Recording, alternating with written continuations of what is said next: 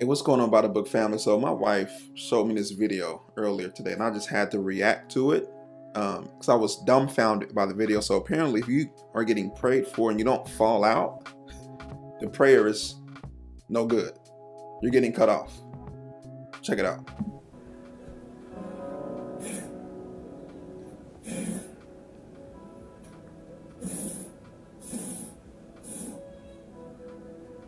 Jesus. Jesus. Why you come up with me to pray for you and lock your knees? Go sit down if you don't want me to pray for you. I ain't gonna lock your knees there, man. You bring somebody that lock their knees. What you come up here for?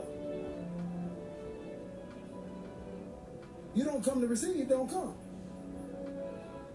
God ain't making you get nothing. Hey, little boss.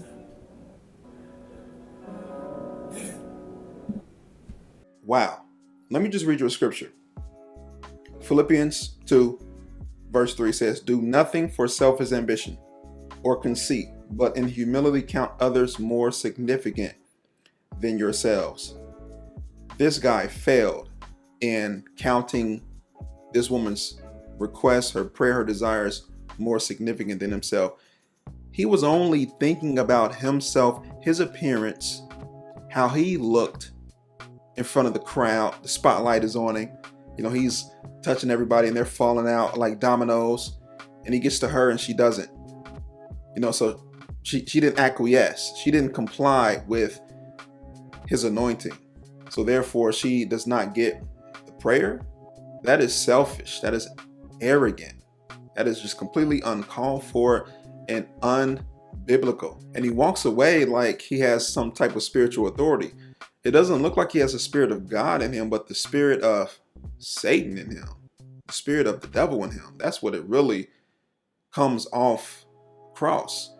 Listen, we cannot normalize that type of behavior. That is not normal behavior. If you go to a church like that, trust me, that is not normal behavior. I grew up in those types of churches. I've seen those types of things firsthand. I've been on the receiving end of some of those things where I would go up for prayer at the altar and the minister would lay hands on folk and they would fall out and get to me and I wouldn't fall out and they would look at me like I had the devil in me. But they were mad because I wasn't playing the game. I wasn't compliant with the charade. I wasn't going for it. And that bothered them so much. And my wife has similar experiences as well, where she went to a charismatic church and the woman of God would lay hands on folk and they wouldn't fall out. And they would look at them like they had the spirit of the devil in them. So uncalled for, so unbiblical. And I'm going to tell you something else. These churches, when they have these large altar calls, what follows is a large offering. They want your money in order to seal in the blessing.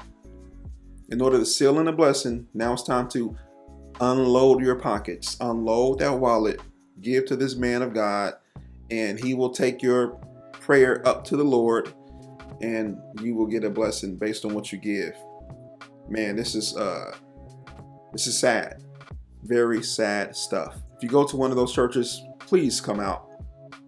Please come out. Go to a Bible-based church. They teach the word of God. If you need prayer, you ask for prayer, and those specific needs are prayed for. There's no antics and theatrics and a bunch of words and showmanship. Your needs are being answered. So go to a church like that. Listen, I'm Pastor Fred. This was disturbing to say the least. Hope you got something out of this video. If you enjoyed this video and you want more content like this, do me a favor and subscribe to this channel. Like this video. I'll be back next week with another video. This is Pastor Fred. This is By the Book. Peace.